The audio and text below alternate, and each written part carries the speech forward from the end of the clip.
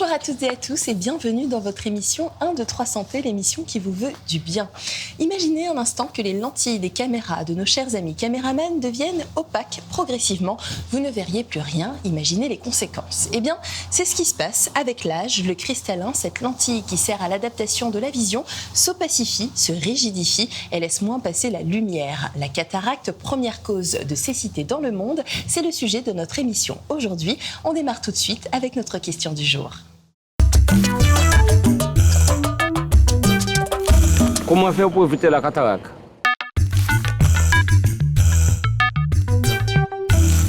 Et pour aborder ce sujet, toujours à mes côtés, le docteur José Perianin. Bonjour docteur. Bonjour Jennifer. Nous sommes accompagnés aujourd'hui du docteur Paul. Vous êtes ophtalmologue. Bonjour et bienvenue. Merci pour l'invitation. Avec grand plaisir. Alors on va rentrer dans le vif du sujet avec cette image. Moi je vous avoue que quand je vois ça, c'est un petit peu... ça ne m'est pas familier. Expliquez-nous donc ce que représente ce schéma. Alors, donc ceci représente un schéma en coupe de l'œil humain. Donc effectivement, on voit que le cristallin est une lentille, effectivement, comme vous l'avez précisé, située derrière la partie colorée de l'œil qu'on appelle l'iris, qui a le pouvoir de réaliser ce qu'on appelle l'accommodation. C'est-à-dire qu'elle a la capacité de se déformer pour rendre une image nette de loin comme de près. Avec le temps, la structure même du cristallin subit des modifications. On observe une perte progressive de la transparence de celui-ci, qui conduit justement à la perte de son pouvoir accommodatif, qui crée les troubles de la vision qu'on connaît et une mauvaise vision qui décroît progressivement. D'accord. Bon. C'est donc tout simplement un problème d'obstacle au passage de la lumière et donc de l'image.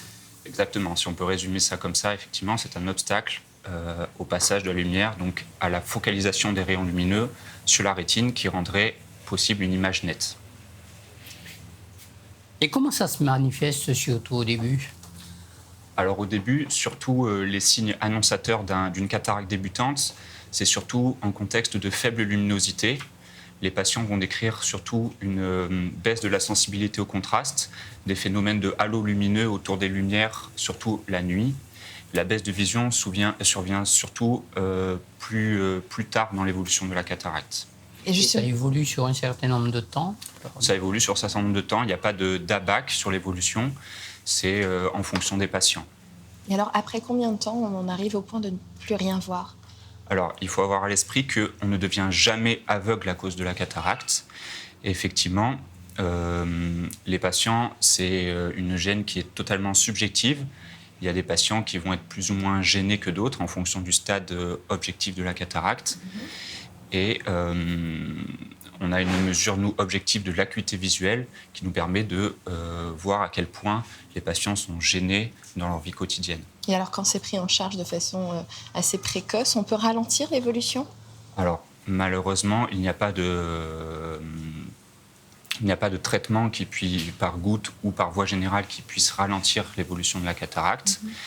On connaît certains facteurs qui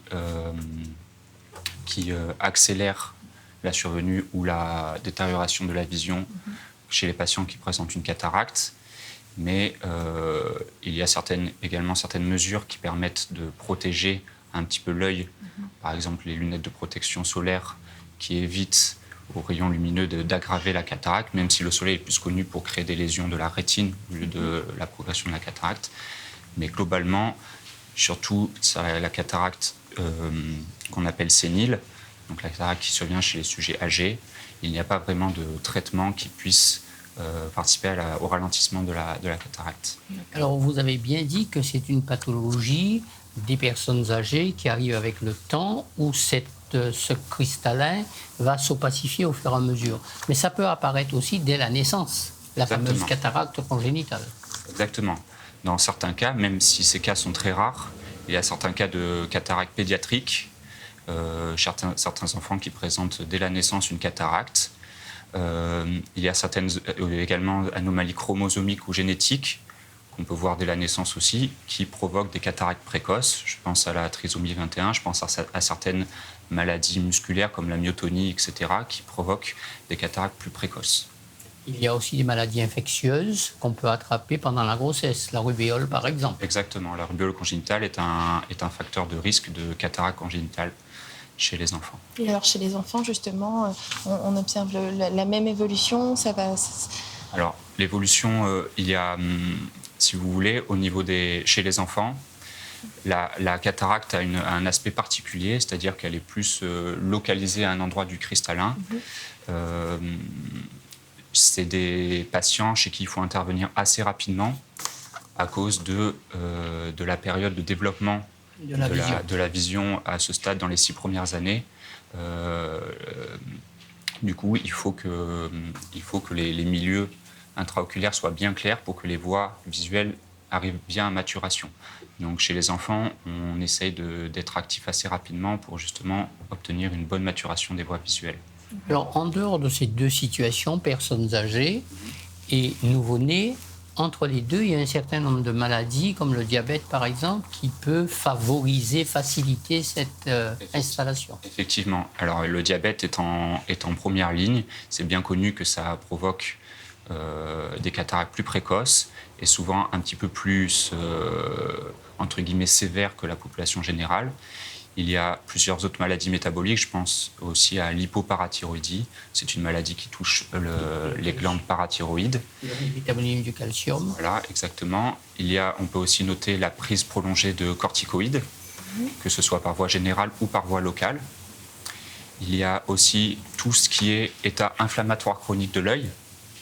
Toute inflammation peut effectivement à terme donner une cataracte. Et ça revient un petit peu à la même chose, mais tout antécédent de chirurgie intraoculaire peut aussi provoquer une cataracte. Dans le même contexte, certains traumatismes aussi? Exactement. Les traumatismes sont une cause très fréquente de cataracte. C'est des cataractes qui sont souvent très, très dures aussi, très entre guillemets sévères. Alors, pour expliquer à nos téléspectateurs comment se passe ce dépistage, je vous propose qu'on regarde un reportage et on en parle après. Fermez les yeux. Ok, vous patientez dans la salle d'attente, monsieur. On va venir vous appeler pour faire divers examens. La gauche. Les deux. On va dilater les deux yeux. Pour une consultation préopératoire de la chirurgie de la cataracte, donc on va pouvoir faire au patient donc une mesure de son acuité visuelle, donc c'est-à-dire mesurer sa vision, parce que la cataracte, au fur et à mesure de son avancée, va progressivement faire baisser sa vision de loin. On a les appareils qui nous permettent de mesurer vraiment objectivement la vision du patient pour voir le retentissement de la cataracte sur sa vision. Par la suite, l'examen au microscope nous permet de mesurer un petit peu la densité de la cataracte avec le microscope qu'on a là. Donc, la chirurgie de la cataracte consiste à remplacer donc, ce cristallin qui est tout opaque par un petit implant qu'on met dans l'œil au cours d'une intervention à la place du cristallin. Et cet implant a des mesures particulières qui est adapté à l'œil du patient selon diverses mesures qu'on réalise en consultation. Donc l'implant est spécifiquement adapté à la conformation de l'œil du patient. Donc à la fin de la consultation, nous réalisons un examen du fond d'œil avec une dilatation du patient qui nous permet de bien vérifier qui nous permet de beaucoup mieux examiner le cristallin des patients, donc apprécier encore mieux le degré de la cataracte. Nous permet également de vérifier la rétine, donc l'examen du fond d'œil, pour vérifier que le tissu rétinien est normal, que l'opération constitue effectivement un véritable pronostic de récupération, un bon pronostic de récupération visuelle.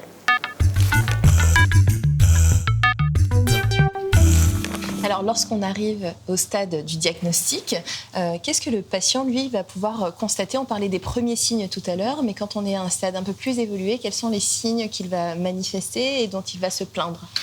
Alors, comme on l'a dit tout à l'heure, donc c'est la sensibilité au contraste et les halos lumineux qui dominent au stade précoce de la maladie.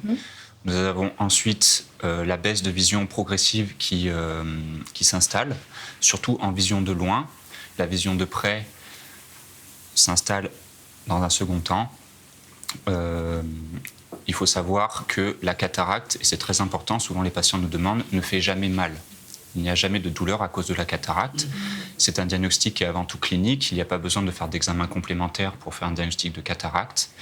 Et donc nous, on mesure dans les centres d'ophtalmologie l'impact de cette cataracte sur la vision avec une échelle d'acuité visuelle pour voir la profondeur du déficit de la vision chez ces patients qui présentent une cataracte. Alors, quand on a certes pas mal à l'œil, est-ce que ce trouble de la vision ne va pas créer d'autres maux, notamment des maux de tête, des choses comme ça? Non, parce que ce n'est pas un problème d'accommodation qui, justement, quand l'œil, entre guillemets, force trop, on peut avoir des maux de tête, des céphalées de tension, etc.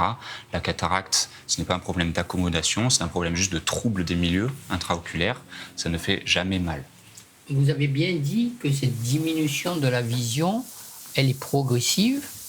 Est-ce que les malades n'ont pas tendance à s'habituer à cette diminution de la vision et arriver tardivement chez vous? Alors, la cataracte est un trouble de la transparence du cristallin qui ne sera malheureusement pas amélioré par une correction optique optimale ni par un traitement médical par goutte. Les patients ont souvent cette idée reçue, mais il n'y a aucun traitement efficace sur la diminution de la cataracte. D'accord, donc ça ne sert à rien de changer les lunettes plein de fois. Ça risque de poser des problèmes au niveau des mutuelles, etc. Nous, on leur dit d'attendre justement que la vision soit suffisamment basse, qu'ils soient suffisamment gênés pour leur proposer une chirurgie. Mais effectivement, on essaie de ne pas leur proposer de correction optique parce qu'ils ne seront pas contents de leur correction optique. On va ajouter des gouttes dans les yeux ça ne sert malheureusement pas à grand-chose. Alors, vous en parliez tout à l'heure, très brièvement, on va rentrer dans le vif du sujet. Le seul traitement finalement qui existe, c'est la chirurgie. Alors, à partir de quand on peut pratiquer cet acte chirurgical et comment ça se passe? Alors, la chirurgie de la cataracte, ça se conçoit en fonction surtout de la gêne du patient. Si le patient est demandeur et qu'il se trouve très gêné, nous pouvons lui proposer une chirurgie. De façon objective, sur une échelle d'acuité visuelle qui se cote en dixième, nous, on a l'habitude de dire qu'en dessous d'une acuité visuelle de 7 sur 10, on trouve que la détérioration de la vision est suffisante pour que la chirurgie ait un bénéfice au niveau de la vision de ces patients. Donc en fait, on change de lentille pour les caméramans, on change de lentille quand on ne voit plus rien à travers. Exactement, c'est un peu ça. Le principe de la chirurgie est effectivement de remplacer la lentille qui est malade, qui est tout opaque, par une nouvelle lentille qu'on appelle un implant, qu'on place dans le sac du cristallin, qu'on a enlevé pendant la chirurgie, qui permet justement d'avoir un nouveau cristallin bien translucide, qui permet justement de compenser le rôle de ce cristallin qui est malade. Alors, pour illustrer tout ça, âme sensible s'abstenir, j'ai envie de dire, j'ai peur moi, mais je crois pas, on va pas aller très très loin. Je vous propose qu'on regarde ce reportage et qu'on en parle après. Parce qu'il n'existe pas de traitement médical, collyre, médicament, pouvant guérir une cataracte. En l'absence d'opération, l'opacification évolutive du cristallin pourra conduire à une diminution croissante de la vision et à une perte de votre autonomie. De plus, l'augmentation de volume du cristallin vieillissant pourrait être source d'une élévation de la pression intraoculaire. À cause de la crise sanitaire, toutes les opérations doivent être encadrées par un test PCR négatif. Donc nous, pour l'ophtalmologie, pour notre spécialité, les patients doivent avoir un résultat négatif de PCR 72 heures avant. Donc c'est les patients eux-mêmes qui font les démarches pour se présenter dans un laboratoire, soit en ville, soit au CHU, pour effectuer leurs tests et apporter le résultat négatif le jour de l'opération aux infirmières de la chirurgie ambulatoire. La première étape de la chirurgie, c'est une étape primordiale, c'est l'installation du patient. C'est-à-dire que l'opération de la cataracte se passe sous microscope, donc on installe bien le patient sous le microscope. On fixe la tête du patient pour que le patient ne bouge pas trop pendant l'intervention, parce que nous, sous microscope, le moindre petit mouvement, c'est comme si on avait des grands mouvements au niveau du microscope. Donc on fixe la tête du patient et on commence tout de suite l'anesthésie et la première désinfection du site opératoire. Une fois que le patient est installé sous le microscope, on met en place le champ opératoire stérile qui isole l'œil du reste du corps et on met ensuite un système qui permet de garder l'œil ouvert pendant l'opération. Ça gêne un peu au début, mais ça fait pas mal, faut bien le savoir. Cette opération est non douloureuse. La première étape de la chirurgie en elle-même, c'est la réalisation de micro-incisions sur la surface de l'œil afin de pouvoir passer nos instruments pour faire l'opération. Et le but de cette opération consiste à enlever la cataracte et de la remplacer par un implant qui restera à demeure dans l'œil et qui permettra de redonner une meilleure vision qu'avant. Donc le processus opératoire consiste à justement ouvrir cette cataracte avec une étape qu'on appelle le rexis, c'est-à-dire où on réalise une ouverture dans le sac du cristallin afin de pouvoir manger le cristallin avec un appareil qui est là-bas, qui utilise des ultrasons, donc qui libère de l'énergie pour, entre guillemets, manger la cataracte. Une fois que le gros de la cataracte est mangé, on réalise les derniers petits nettoyages avec juste de l'aspiration sans ultrasons.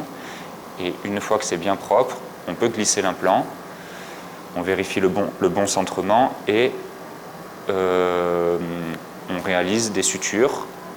Donc c'est des sutures un peu spéciales, c'est des sutures qui ne sont pas des sutures avec des points de suture, c'est des sutures à l'eau. Donc comme ça, le patient n'a pas de fil et n'a pas de gêne en post-opératoire. Et ce qui est important aussi de dire, c'est qu'on met une petite dose d'antibiotiques dans l'œil à la fin de l'intervention pour prévenir au maximum le risque d'infection post-opératoire. Voilà, c'est une chirurgie qui dure environ une quinzaine de minutes et qui est non douloureuse. En post-opératoire, donc le patient est un petit peu ébloui et ne voit pas, il n'est pas dans le noir, mais il est un petit peu ébloui à cause de la lumière du microscope et des produits qu'on a mis dans son œil.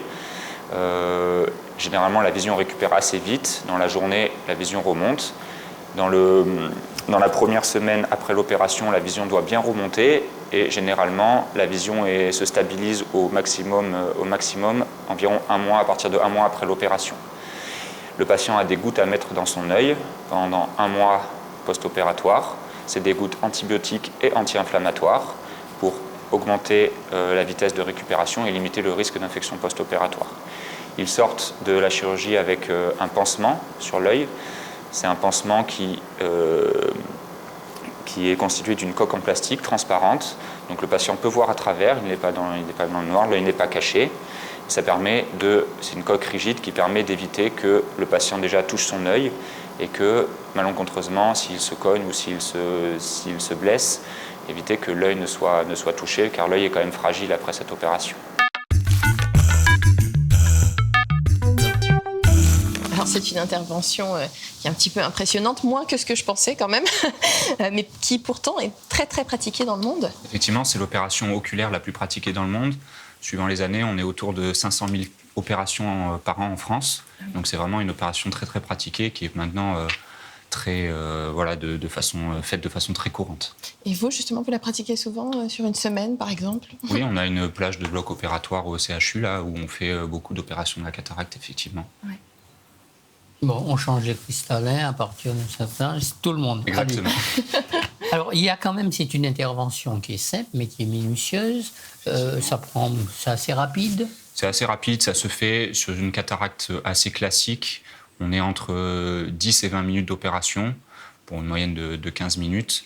Ça se fait effectivement, c'est très minutieux comme vous l'avez dit, ça se fait sous microscope, avec des tout petits instruments de l'ordre du millimètre, 2 millimètres à peu près. Voilà, c'est une opération effectivement qui est très rapide. Le patient est conscient, réveillé. Il est sous contrôle par une infirmière anesthésiste. Mais voilà, le patient est totalement réveillé pendant l'intervention. Vous parlez d'anesthésie. Quel type d'anesthésie ? Alors, c'est une anesthésie la plus simple qu'on peut faire. C'est une anesthésie ce qu'on appelle topique. C'est une anesthésie où on met juste une goutte d'anesthésie à la surface de l'œil qui endort les parties superficielles de l'œil qui nous permettent d'intervenir au niveau de la cornée pour aller justement enlever ce cristallin. C'est une anesthésie qui marche très bien. Les patients ne ressentent aucune douleur pendant l'intervention.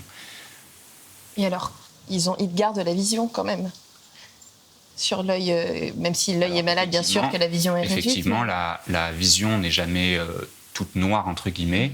À la sortie de l'opération, à cause des lumières qu'on met, à cause de l'énergie qu'on a délivrée pour opérer le cristallin, les patients sont un petit peu dans le flou en sortant de l'opération, mais dans les prochains jours, assez rapidement après l'intervention, la vision revient et les patients récupèrent une très bonne vision, même mieux qu'avant, c'est l'objectif, mieux qu'avant l'intervention et assez rapidement, c'est ça que je veux dire. Est-ce qu'il y a une limite d'âge à cette intervention ? Alors non, comme on l'a dit tout à l'heure, c'est surtout en fonction de la gêne soit ressentis par le patient, soit observés au cours de l'examen clinique ophtalmologique. Améliorer le confort de Voilà, vie du patient. Si les patients sont très gênés, nous pouvons dire que nous avons la preuve d'un bénéfice à opérer la cataracte chez ces patients qui sont gênés. Alors, vous avez déjà parlé un peu des suites, ils récupèrent rapidement, mais est-ce qu'ils peuvent reprendre la conduite ou les choses comme ça assez rapidement? Alors, effectivement, après l'opération, non, il faut surtout qu'ils soient accompagnés. C'est une chirurgie qui se passe en ambulatoire, donc les patients rentrent le matin du bloc opératoire et ressortent juste après l'opération.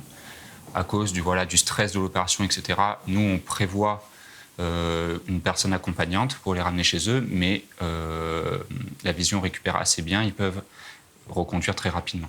Alors, elle se fait très rapidement, elle se fait sur la journée. On pourrait presque la faire en drive, là, non? Bon, allez, blague à part. Opère-t-on un œil à la fois ou les deux en même temps? Alors, ça ne se pratique pas, et non, c'est un œil. Si l'opération se passe bien, on opère l'œil suivant la semaine d'après. Généralement, c'est le schéma classique d'une opération de la cataracte. Alors, est-ce qu'il est possible que cet implant que vous introduisez dans l'œil soit rejeté par le patient ou que ça ne fonctionne pas? Alors, non, les mesures de cet implant, justement, il est propre au patient. Il se fait la mesure de sa puissance parce que, justement, il remplace le cristallin qui a un pouvoir réfractif. Ça se mesure en consultation dans le bilan préopératoire. C'est un implant qui est adapté à l'œil et à la puissance du patient, de l'œil du patient. Et effectivement, il est fait en des matières totalement tolérées par l'œil. Il ne se rejette pas. Jamais. Jamais. Il n'y a pas de rejet d'implant. À part dans les gros traumatismes, où effectivement, les structures bougent. Mais sinon, en l'absence de traumatisme, l'implant ne bouge pas. On n'a pas besoin de l'enlever. Donc, il n'y a pratiquement pas de complications à cette opération? Alors, le risque zéro n'existe jamais. Bien sûr. Ça reste une opération chirurgicale avec tout ce que ça implique. C'est-à-dire qu'on a toujours un risque d'infection post-opératoire. C'est l'infection la plus grave, entre guillemets, mais qui est très rare. On injecte toujours une dose d'antibiotiques à la fin de l'intervention, à l'intérieur de l'œil, pour prévenir au maximum ce risque d'infection post-opératoire. Il y a un risque, effectivement, aussi péropératoire que le sac dans lequel on doit mettre l'implant soit très fragile et se casse pendant l'intervention. Généralement, on arrive quand même à mettre l'implant, mais il faut possiblement une deuxième intervention pour mettre l'implant. Ça ralentit juste la récupération visuelle, mais ça ne change en rien le principe. Alors, merci beaucoup. Donc, ça veut dire pour nos téléspectateurs que quand on établit un diagnostic de cataracte, visiblement, il ne faut pas s'inquiéter puisque le problème se règle. Il n'y a jamais d'urgence à opérer une cataracte. C'est vraiment en fonction de la gêne des patients. Et ils peuvent aller se faire opérer aussi en toute tranquillité. Exactement. Voilà. Rentrer le matin, sortir le soir, quelques jours après, c'est réglé. Voilà. Eh bien, merci beaucoup pour ces éclairages, sans jeu de mots. Et on se retrouve très bientôt pour une nouvelle émission, chers téléspectateurs. Merci beaucoup de nous avoir suivis. On se quitte tout de suite avec la synthèse en créole.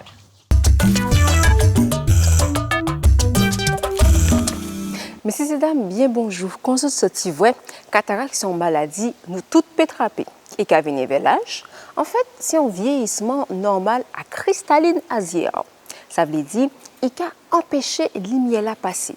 Voir donc à baisser ou qu'à voir flou et de plus en plus, on a des difficultés pour lui. Mettez goutte pas qu'à servir à rien. Jeudi jour, c'est un traitement chirurgical qui a roté cristalline là, et qui a mis un implant en place. Et ça a fait facilement, sans douleur, après l'opération là. Il a fait toutes les en Guadeloupe sans problème et quel que soit l'âge. Merci pour écouter Azote à dans notre soleil.